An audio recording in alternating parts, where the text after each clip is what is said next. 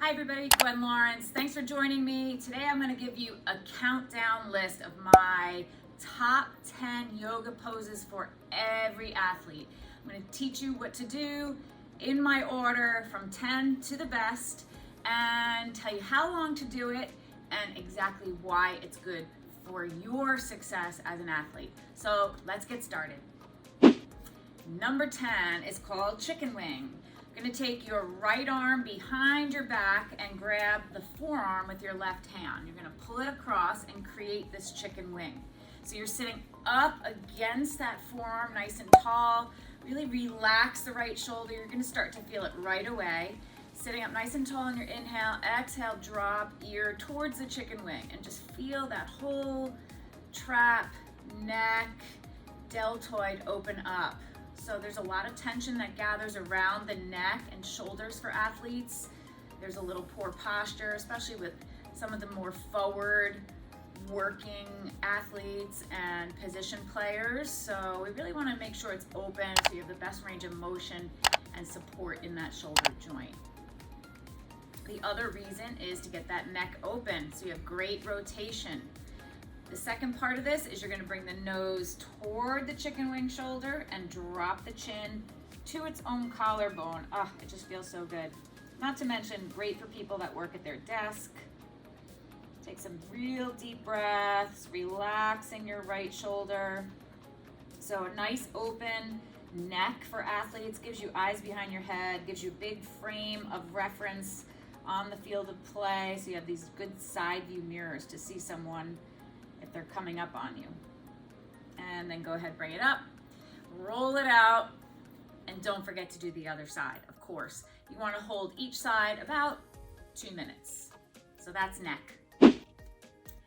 Number 9 is wrists. So it's not just about wrists, but opening the wrists and forearms gives you a better grip strength. So a lot of sports where you're using your grip, like hitting, golfing, tennis, creates a lot of tension here in the forearms, wrist, stiffness in the palm. So let's get started on your hands and knees in a table pose.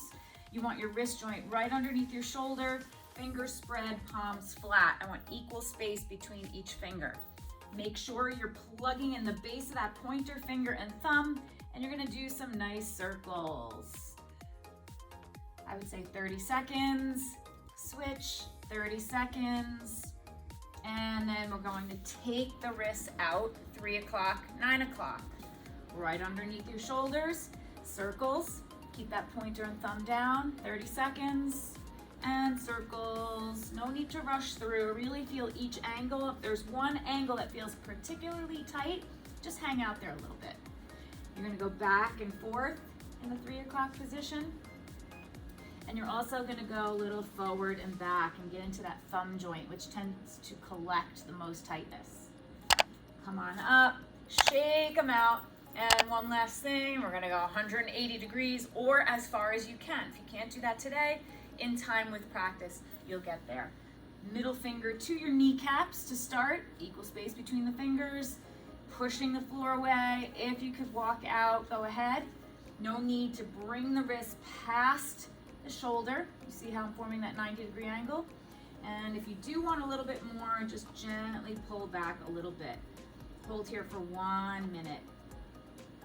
And then you're gonna go ahead, shake them out. Best recovery for me after deep wrist is nice rolls. This is great for weightlifting as well, and people that spend a lot of time on the computer. So that's number 9. Number 8 is a killer. No one loves it, but we gotta do it. Important. Onto your hands and knees. We're gonna go ahead, tuck those toes under.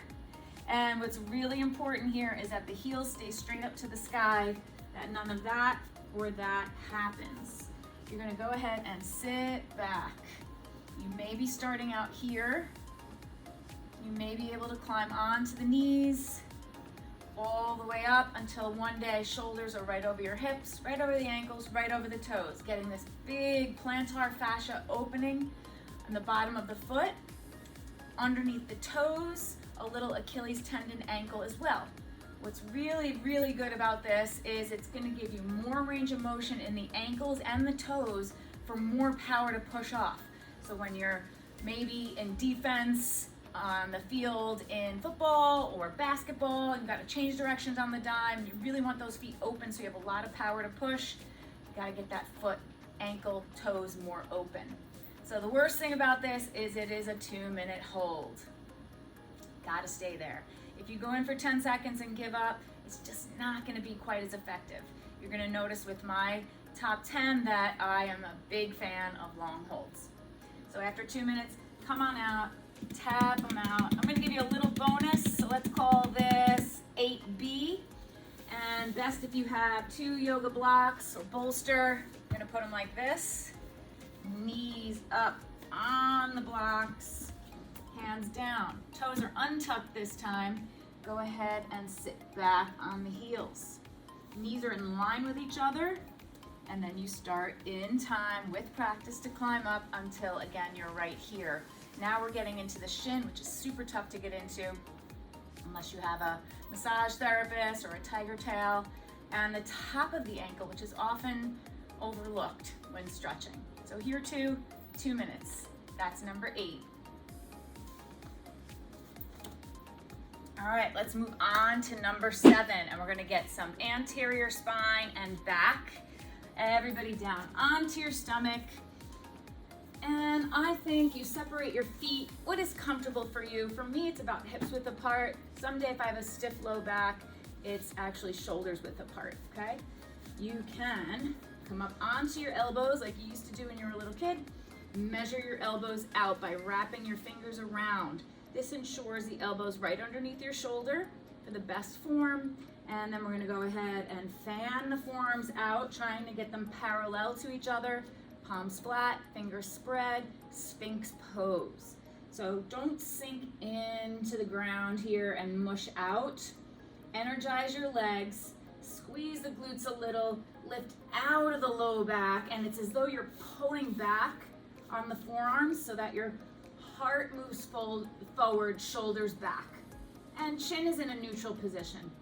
So you're gonna hold here for 2 minutes, some nice long deep breathing. If you wanna go a little deeper, palms flat, and then go ahead and straighten the arms. Again, lift out of the low back. So we're opening anterior spine. After that, after 2 minutes, back into child's pose to neutralize the back. Why is it important to open the anterior spine?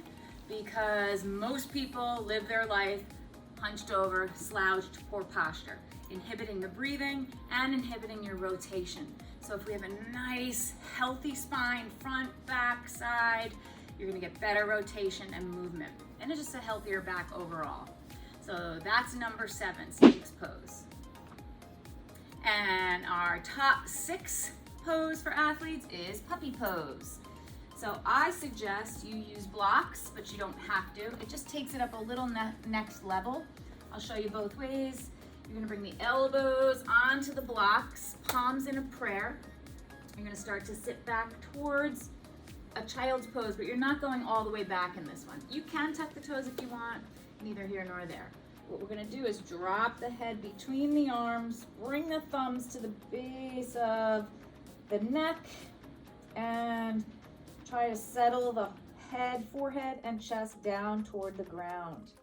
Take some nice deep breaths here and just feel how it flushes out in the armpit, the lats, the chest, the shoulders. Really, really good stretch.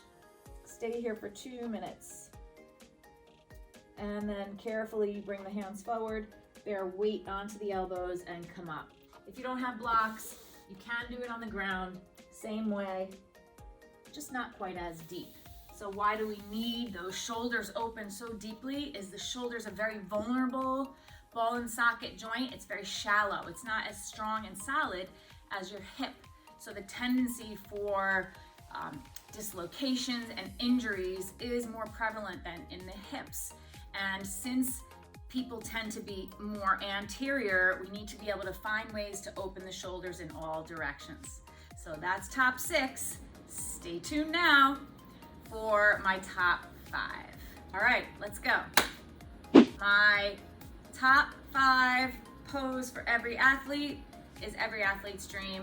getting those hips more open, and that is in your pigeon pose.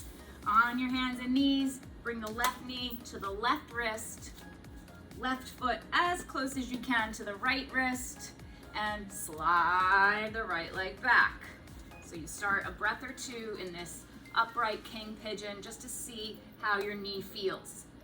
Typically we stay right in center like I am right now, but if you do have knee pain, go ahead and tip it over.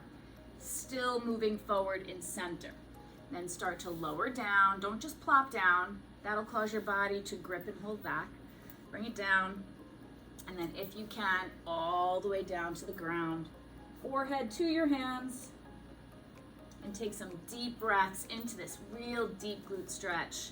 So the more open, flexible, and supple the hips are in all directions, the less load on the low back and the knee. So it's really important for speed, agility, but also the health of your hips and your knees. So for me, I'm gonna say you stay in this pigeon pose 3 to 5 minutes on each side. Don't forget the other side. In between, come up, tuck the toe, and just wiggle it out in your down dog. That's an amazing one. So that's 5. Number 4, a little tougher. You might need a pillow or blocks to help you ease into this pose until you become a little bit better at it. We're going to go ahead and sit onto the left hip. Right knee goes up against the left foot. I'm gonna turn a little here. Actually, I'm gonna turn all the way so that I don't turn my back on you.